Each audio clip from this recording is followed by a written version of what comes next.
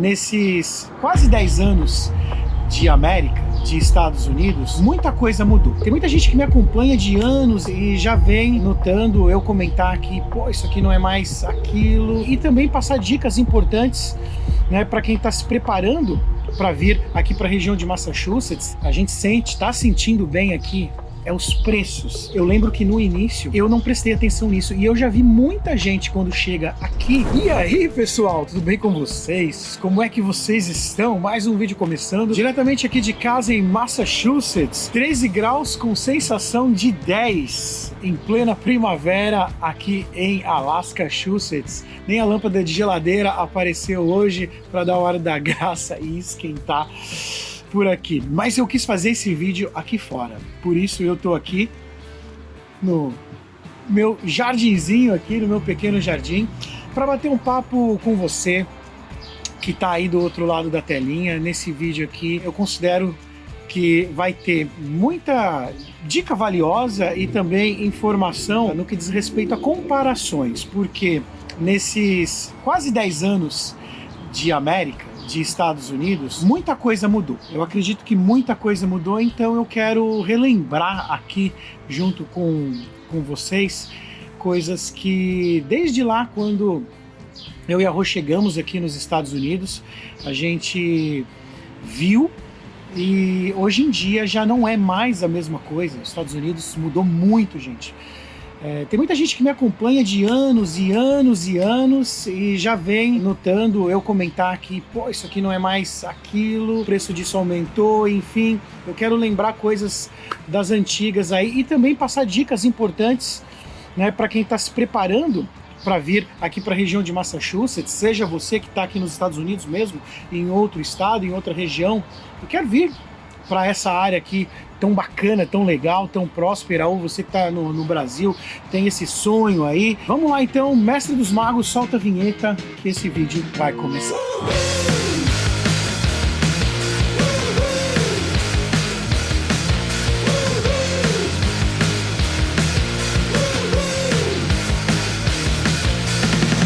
Bora pro nosso vídeo então, gente. Coisas que mudaram aqui nos Estados Unidos, e eu tenho até uma colinha básica aqui para ir conversando com vocês, e nessa sensação térmica de 10 graus, tomar um cafezinho aqui, porque só assim para manter aquecido aqui junto com uma mantinha. Cara, muita coisa mudou aqui.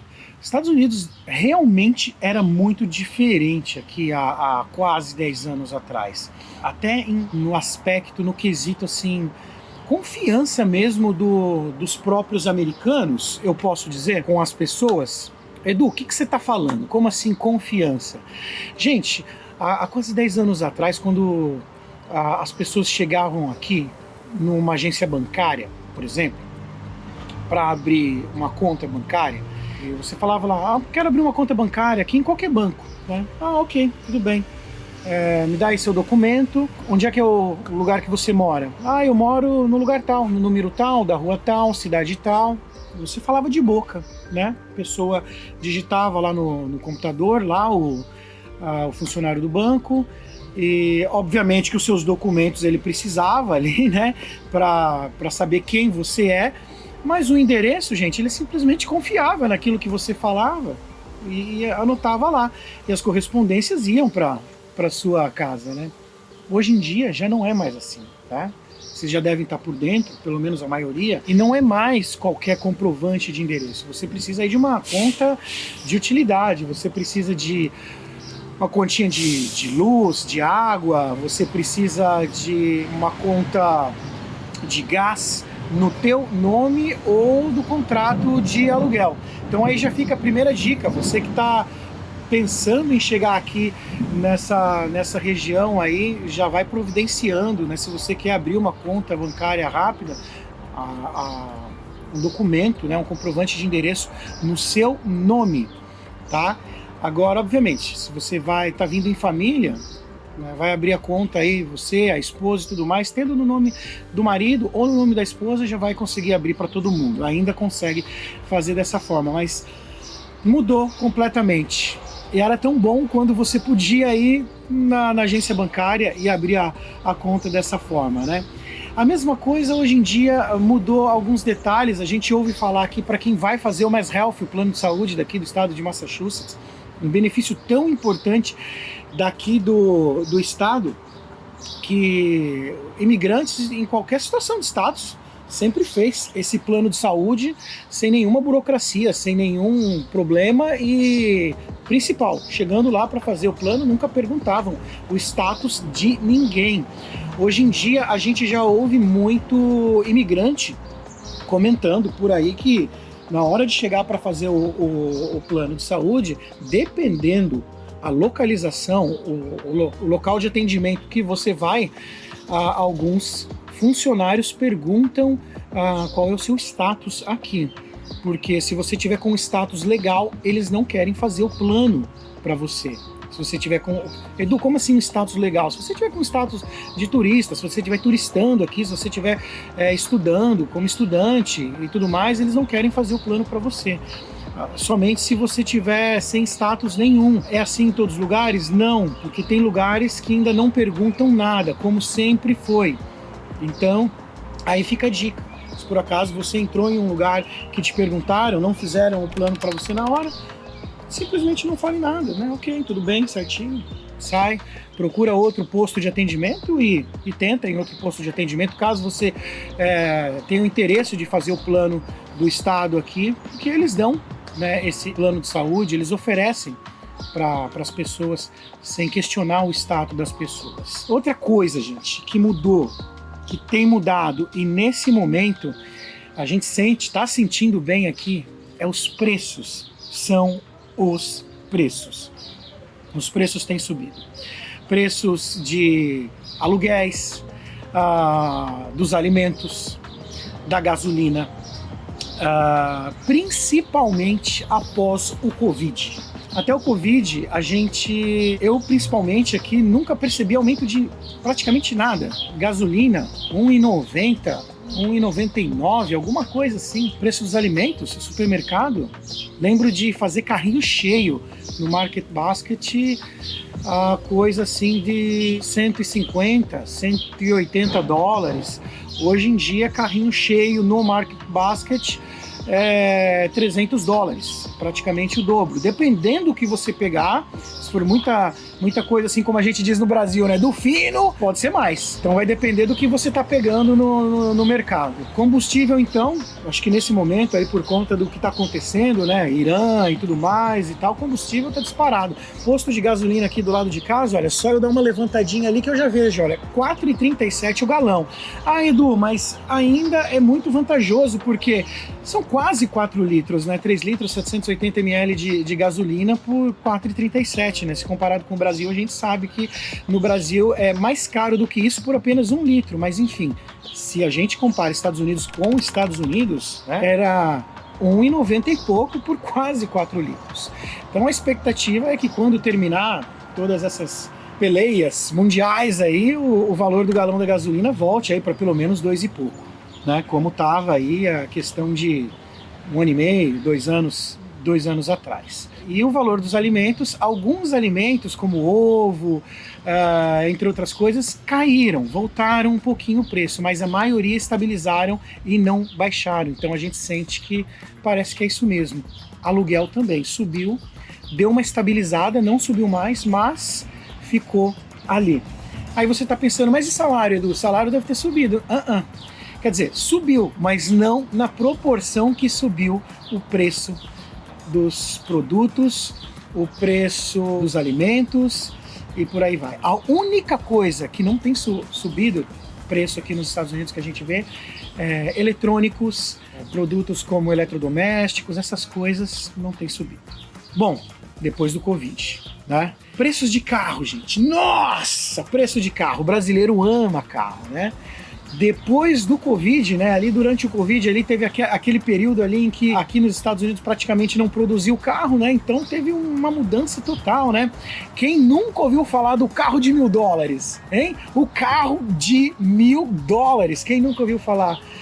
o famoso Corolinha, o Rondinha de $1.000. Gente, aqui nos Estados Unidos muita gente chegava, né? Chegava do Brasil, chegava de outros lugares, vou comprar o carrinho de $1.000, né? E era uma real mesmo, comprar o carrinho bonzinho de $1.000 para começar a vida, correr para lá e para cá. Isso não existe mais faz muito tempo. Hoje em dia, atualizando isso tudo, o carro de $1.000 hoje vale aí pelo menos uns $4.500, $4.000, vamos colocar. Porque se você comprar qualquer coisa a menos de $4.000, pode quebrar na próxima esquina ali. E falar real, naquela época um carrinho de $1.000 você rodava ainda muito bem, né? Um carro que podia quebrar a qualquer momento na esquina era um carro de $500, né? $400, era o carro bomba. Gente, agora bateu o saudosismo, hein? Dessa época, carrinho de $1.000. A dica hoje em dia é você comprar carro barato, né? Quando eu digo carro barato, não necessariamente precisa ser o carrinho de $4.000, mas é você comprar o carro que vai caber no seu bolso, para você não ter problema, não dar um passo maior que a perna ali na frente.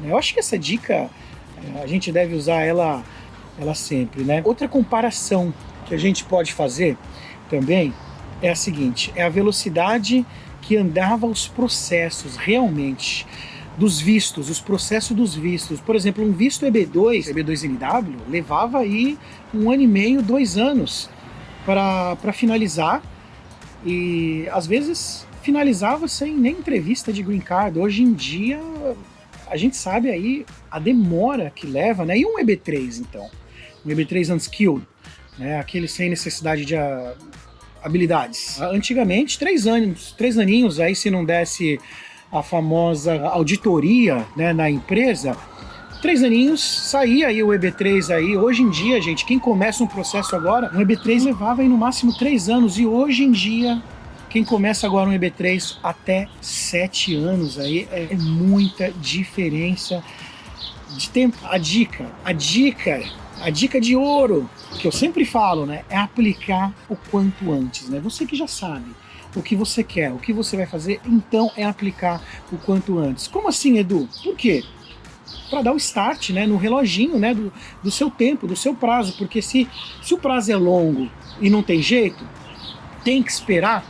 Quanto antes você aplica para o seu EB3 ou para o seu EB2, melhor, porque já começou a correr esse reloginho. Quanta gente ainda está esperando, que eu conheço, hein, para decidir se vai aplicar, se não vai, se vai aplicar o EB2 ou se vai aplicar o EB3, o que vai fazer, se não vai fazer. E nisso, já passou, por exemplo, um ano e meio. Esse 1 ano e meio já poderia ter usado, né? Já poderia ter passado no reloginho aí. Gente, agora sim, outra dica excelente, assim, maravilhosa, se não for uma das melhores dicas que eu posso dar aqui para vocês. Procurar uma igreja aqui. Uma igreja, eu não sei a sua religião, a sua fé, mas eu sempre assim indico uma igreja evangélica que tem aqui, fica na cidade de Malden. A igreja do pastor Alexandre Mendes é a TDM Church. TDM, em português, TDM Church. Você pode procurar a igreja que você quiser, aquela que você se sentir mais confortável para você, mas se você me pede uma indicação, sempre indico essa. Fica aqui na cidade de Malden, aqui na região da Grande Boston. E por que, Edu, procurar uma igreja? Porque sempre quando alguém chega aqui na região, a igreja sempre acolhe. A igreja te acolhe. Não só por isso, porque é a casa de Deus. Deus está lá, onde, né, mais uma vez, não sei qual é a sua religião, né, mas também na igreja você faz network também, né? Você vai conhecer outras pessoas que muito provavelmente passaram pela situação que às vezes você está passando. Você pode conversar com outras pessoas a respeito de assuntos que você queira conversar, outros brasileiros da comunidade que tenham companhias, que pode te oferecer um auxílio de informação, simplesmente, que pode te orientar com algo muito importante, que às vezes você pode demorar para conseguir aquela informação. Então, a igreja é um lugar sagrado, em primeiro lugar, para você buscar a Deus, e em segundo, onde você pode encontrar muito sobre a comunidade brasileira, porque a igreja, os membros, em sua grande maioria aqui, são brasileiros, tá bom? Então fica essa dica aí também. E a TDM fica em Malden, tem até o Instagram deles, da TDM Church, pesquisando lá, tem endereço, tem tudo, e é isso. Na igreja sempre tem possibilidades também. Agora, olha só, parece clichê essa dica aqui que eu vou falar para vocês, hein? Estudar inglês, ainda no Brasil, e depois continuar aqui na América. Pra quê, gente? Pra não ter que depender de ninguém aqui em situações que vão aparecer e vão requerer que você use o seu inglês para resolver coisas da sua vida aqui. Só que aí, o The Books on the Table vai estar como? O The Books on the Table. Né? Você vai precisar falar inglês aqui. Tem hora que não escapa, tem hora que às vezes não vai dar tradutor, tem hora que você vai ter que resolver pelo telefone, coisa importante da sua vida. Você vai correr atrás de alguém para ligar para você: ô fulano, por favor, tenho que resolver isso aqui, só que tem que falar em inglês, eu não consigo, eu não posso, é chato, é constrangedor. Então, se você souber um básico de inglês, mesmo que você vai falando meio errado, meio índio, né, mim vai, mim foi, mim precisa, cara, os americanos aqui, eles vão te entendendo, eles vão te ajudando e vai indo, vai fluindo.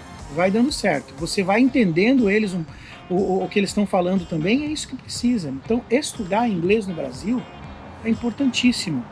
Eu digo, parece clichê sempre tocar nesse assunto do inglês, mas por que eu falo mesmo assim? Porque eu sei, brasileiro tem preguiça de estudar. A maioria tem, gente, tem. Mas os que não têm se dão muito bem. Já chega aqui com o inglês um pouquinho adiantado. Esse adianto que deu no Brasil faz a diferença aqui na América, já para ir falando alguma coisa, entendendo alguma coisa, e também para ajudar a continuidade do aprendizado do inglês aqui nos Estados Unidos. Faz muita diferença. Tá? Ah, Edu, mas eu vou chegar aí e vou aprender na raça também. Aprende, mas faz total diferença você também se matricular numa escola aqui. Posso me matricular em um outro curso e estudar uma outra coisa aí nos Estados Unidos? Pode, você pode fazer o que você quiser, né? Se você já tiver também o seu inglês num nível bacana para poder entender e estudar esse outro curso, então já tá tudo certo. E agora, gente, olha só, já caminhando aqui para finalizar, não esqueça de me seguir lá no Instagram. Você não me segue ainda no Instagram? Edu Garcia USA, me segue lá, eu faço lives sobre a vida aqui nos Estados Unidos, aqui sobre como que é a minha rotina, a vida aqui na América, aqui falando um pouco mais sobre isso tudo, tá certo? E, gente, alimentação é uma dica sobre ficar esperto, na verdade, ter atenção com isso, porque muita gente, eu lembro que no início eu não prestei atenção nisso, e eu já vi muita gente quando chega aqui, fast food, né, McDonald's, Wendy's, KFC, é tudo, teoricamente, vamos dizer assim, caro no Brasil, né? A grande maioria da população não tem dinheiro para ficar indo sempre que quer nesses restaurantes no Brasil. Vai, mas não é com a frequência que gostaria. Quando você chega aqui nos Estados Unidos, você pode morar dentro desses restaurantes, tomar café da manhã, almoço e jantar lá dentro. Você deve fazer isso? Não. Mas tem gente que vai matar todas as vontades do mundo e não deve fazer isso. Então, com um aninho que está aqui, transformou todo o corpo, tá obeso. Isso é um perigo. Então presta muita atenção, a alimentação aqui nos Estados Unidos não é saudável. Segunda dica, compras. Para quem chega aqui nos Estados Unidos com um pouquinho mais preparado, né? E aí sempre quis ter tanta coisa lá nos Estados Unidos, lá no Brasil, sempre quis comprar um Apple Watch, a televisão grandona, o Play 5, enfim, N produtos. E conseguia se segurar um pouquinho mais no Brasil, porque era tudo caro, né? Vai chegar aqui e vai ver que é tudo acessível. Aquele tênis da Nike, maravilhoso, enfim, aí já começa a comprar até aquilo que não precisa. Né? Começa a mandar até pro Brasil: olha, mãe, vai chegar aí na sua casa. Então, tem que tomar cuidado, porque poder de compra aqui nos Estados Unidos, por mais que os preços subiram um pouquinho, é tudo acessível. O dólar é fantástico. Então, é o outro alerta, tá? E, por fim, mas importantíssimo também, gente, estar sempre atento às regras de trânsito. Dirigir aqui nos Estados Unidos não é dirigir como no Brasil, que tem o pare na esquina, a placa de pare, o pare no chão. Aqui o stop é importantíssimo.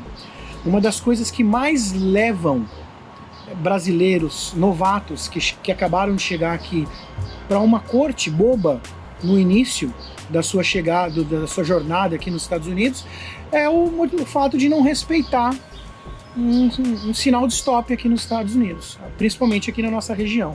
Aqui não tem radar.